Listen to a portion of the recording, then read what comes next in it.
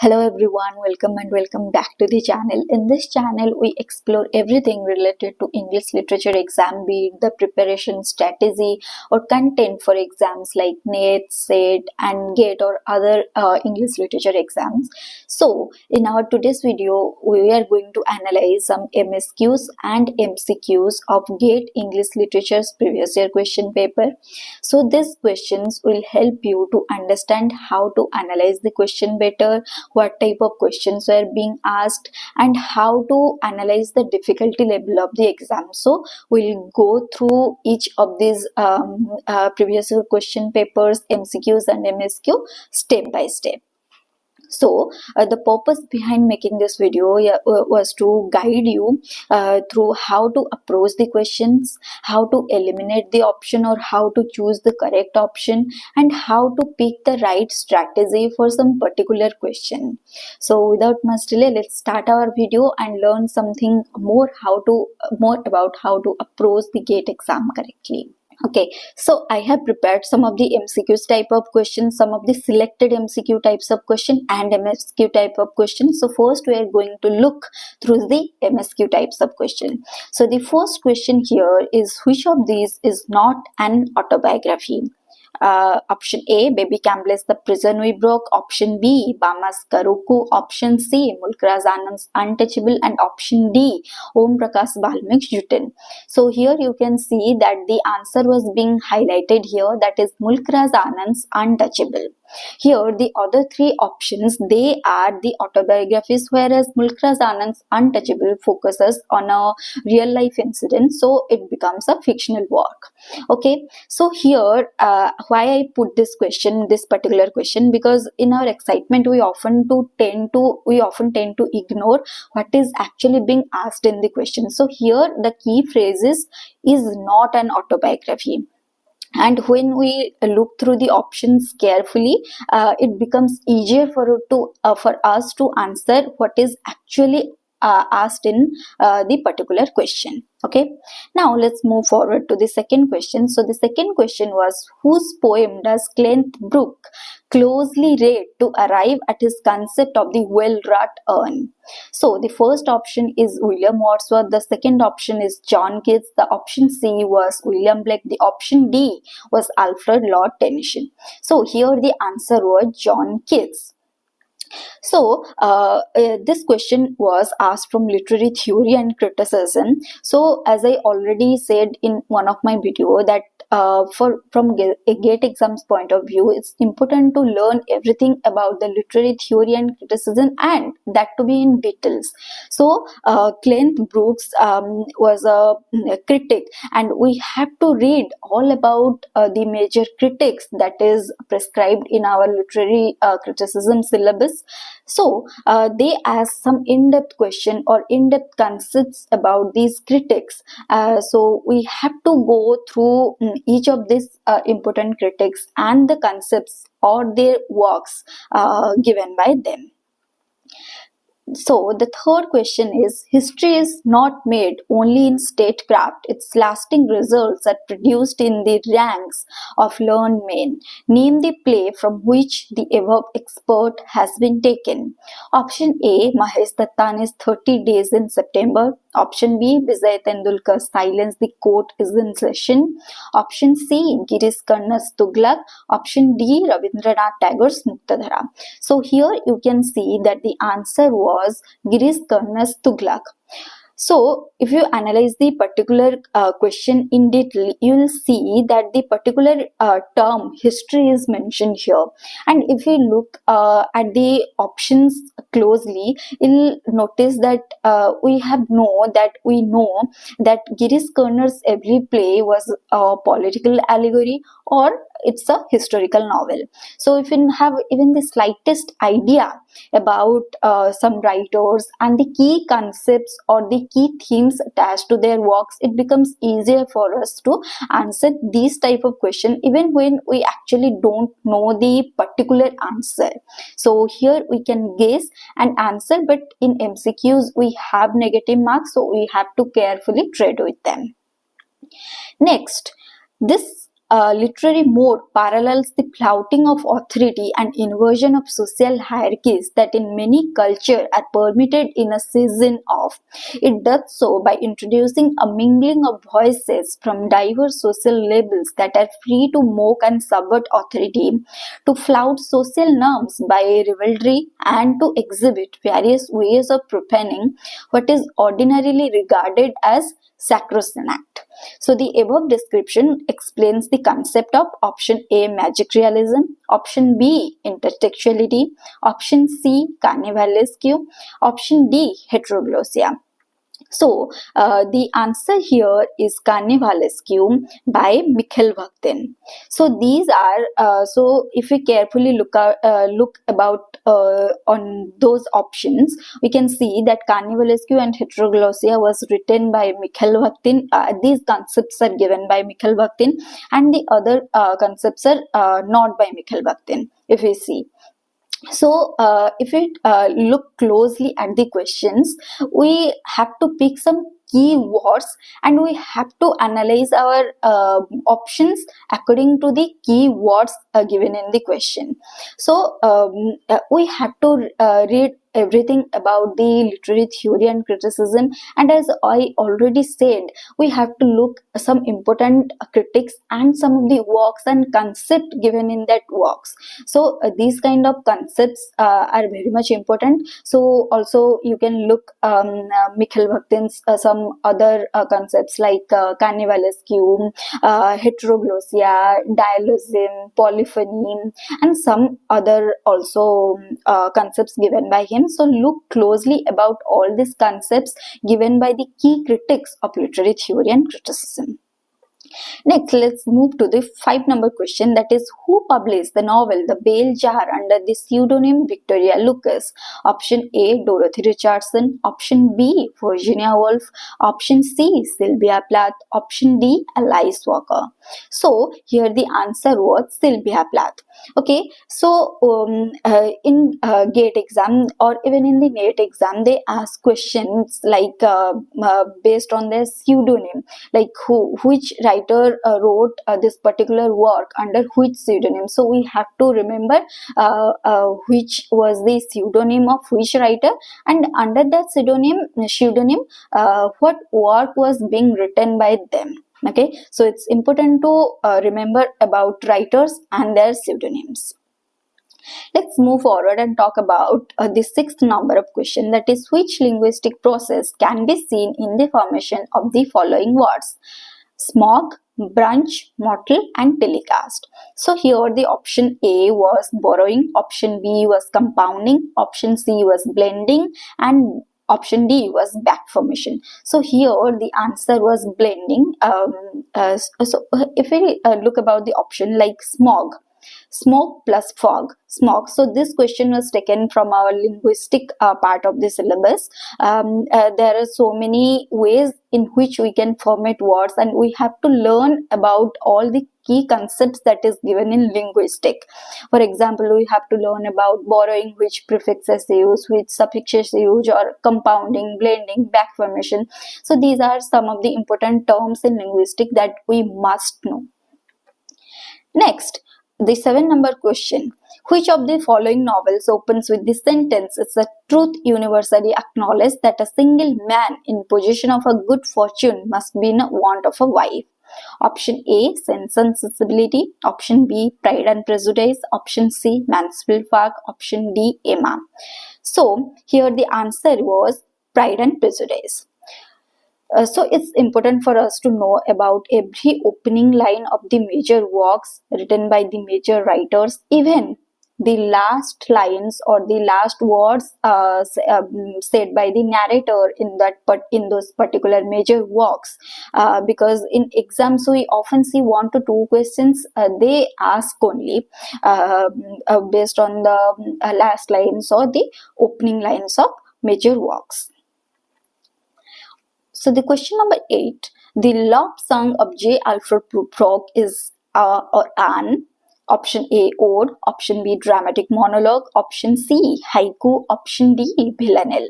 So here the answer will be dramatic monologue. So before going to the exam, please remember that please look about all the types of poems, because definitely one question was going to come from the types of question, and also try to remember the characteristics of the types of poem. Okay. Now, the 9 number question was about the match the following pairs of fictional characters with the author and who created them. So, I'm not reading everything about the question, but yes, we'll have to remember the character and to which work these particular characters are being associated. So, here the option A, Phileas Fogg and Jane Passerout, was related to works of author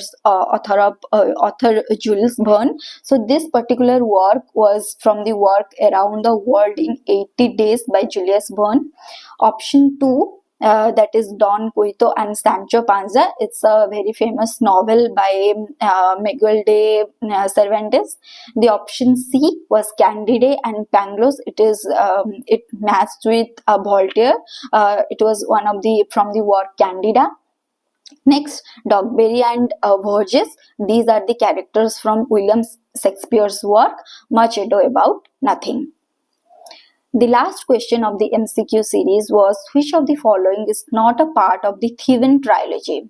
Option A, Oedipus Rex. Option B, Oedipus at Colonus. Option C, Medea. Option D, Antigone. So here the correct answer is Medea. So you can see that A, B and D, these three are the options. These three options belong to the Theban trilogy, whereas Medea belong to the was a play by Euripides. Okay, so you have to look out famous trilogies, famous tetralogies, or some works. This work comes first. After that, this particular work comes. So we have to remember everything about these trilogies. So they are definitely essential from the exam point of view. Now let's learn the MCQ types of question.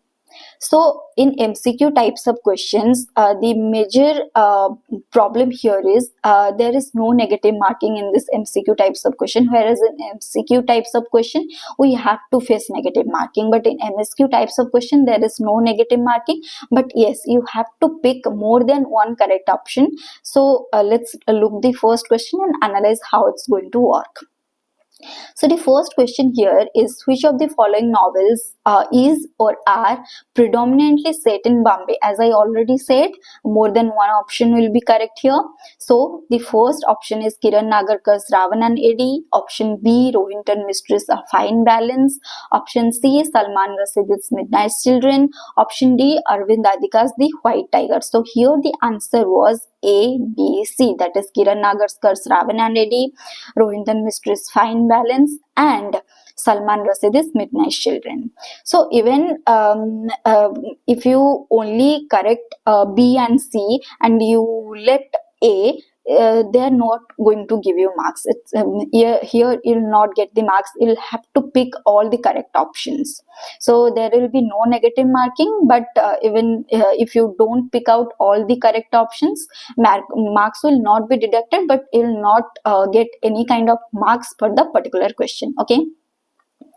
So it's important in which area, in which city some particular works are placed, what setting was behind those particular areas. It's important whenever you are reading a work, please remember to note in which context the work was placed, in which setting the work was being highlighted, in which area was mentioned, which city, which country, which areas are mentioned in those works. Okay, so the second question was Gayatri Chakravarti Spivak's essay, Can the Subaltern Speak? It's a very famous work. Proposes which of the following thing? Option A, the voice of the subaltern is appropriated by the intellectuals desiring to speak for the subaltern. Option B, it is easy to confuse writing about the subaltern with the subaltern speaking for herself. Option C, all women are subaltern and therefore cannot truly speak. Option D, the intellectual speaking for the subaltern and the subaltern speaking for herself can be equivalent. Okay, so here the answer was A and B. So what happens in this type of question, we'll have to read the options again and again until we understand it, because as I read the questions aloud, in exams obviously we don't have to read it aloud, but whenever we read it again and again, if you are not understanding the question, you'll see that automatically one or two the options will definitely get eliminated, because they'll sound very much wrong to you. So by this eliminating technique, you can analyze the options, and also maybe you can analyze the particular answer of the question. So it's important to, in this type of questions, it's important to read the questions aloud again and again. Okay. Next, which of the following human behavior is or are important to a Freudian psychoanalytical study of William Shakespeare's Hamlet? The first option is art of speaking. The second option, changes in emotional states. Option C, neurotic behavior. Option D, merrymaking. So here the answer was B and C, that is changes in emotional states and neurotic behavior. So in again, it's a question from literary theory and criticism. So as I already said, literary theory and criticism is very much important. So you can see from this type of question, even we analyze every question of previous year questions, you'll see that so many questions are being asked from a literary theory and criticism. So whenever you are reading about a particular critic, please note the key characteristics of their work and the key concepts of their work. The fourth question was, which of the following authors has or have won the Booker Prize twice? Option A, Nadine Gordimer. Option B, J.J. Farrell. Option C, William Golding. Option D, Peter Carey. So here the answer was B and D, that is J.J. Farrell and Peter Carey. So it's important to know about the every award prize winner and about which work they own and in which year they own. So definitely questions are being asked from the prize winners. So make sure you read about this. I have already made some of the 2024's key prize winners and the works for which they get that particular award. You can go and check that video out in my channel. So let's move forward and talk about the fifth questions, that is, which of the following writers are associated with the theatre of absurd? So it's important to read everything about each theatre and who are the authors or who are the persons who are related to these works, and what works are being related to this particular theatres. Okay. So here the option A was Harold Pinter, option B was Edward Albee, option C was John Osborne, option D was Eugene O'Neill. So here the option A and B are correct. So Harold Pinter and Edward Albee was connected or associated with the theatre of absurd. I have already made a video on this particular theatre, some of the writers associated with it and the key works associated with this particular theatres. You can go and also check that video out in my YouTube channel. Next, the sixth number question was, which of the following are considered to be typically postmodern narratives? Option A, Italo Calvino's If a Winter's Night a Traveler. Option B, John Bart's Lost in the Funhouse. Option C, Thomas Pynchon's Bee. Option D, Iris Motter's The Bill. So here even when you are reading about a particular age, so you will have to remember all the characteristics about that particular age, because you can see that the questions are being asked from this particular age and the narratives attached to it. So the seventh number question, I mean negative capability, that is when a man is capable of being in uncertainties, mysteries, doubts without any irritable reaching after fact and reason. Based on this statement, which of the following options is or are correct? So negative capability is the ability to, as we know, negative capability is a famous term given by John Keats. It's a question from literary theory and criticism. So here the options are to be receptive to ambiguities, be focused on precise resolution, not to get irritated by people's incompetence. Option D, find value in partial knowledge. So here the answer was option A and D, that is to be receptive to ambiguities, find values in partial knowledge. So as I already said, please look out I am highlighting this particular thing, that please look about all the critic at least before going to the exam. Go through the literary theory and criticism in a very detailed manner, because questions were being asked from the literary criticism and theory. So many questions are being asked from literary criticism and theory, be it in MCQ types of question or MSQ type of question. We have to face the theory and criticism part. So this is going to be our today's last question on MSQ types. I hope now you understand what is the difficulty level and what type of questions you are going to get in the exam, and what approach you should take while you are answering some particular questions. I hope this whole thing was going to help you a lot. So that's it for today. I hope you all found this lecture very helpful, and this video was going to help you a lot in your upcoming GATE exam, which is only 15 days away from us. So practice a lot of MCQs, practice some mock tests to boost up your preparation. And if you all liked today's video, please don't forget to like, share and subscribe to the channel, and don't forget to share it with your friends. I'll see you all in a next exciting video on our English literature. Till then, be safe and keep studying literature.